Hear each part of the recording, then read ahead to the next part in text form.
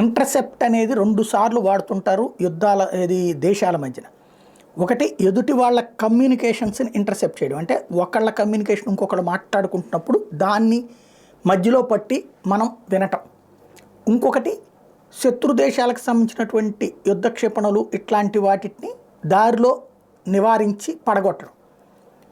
ఇందులో ఇప్పుడు రష్యా వాళ్ళు ఉక్రెయిన్ వాళ్ళ కమ్యూనికేషన్ ఇంటర్సెప్ట్ చేశారు. ఆయుధాలను ఎప్పటికప్పుడు ఇంటర్సెప్ట్ చేస్తూనే ఉన్నారు.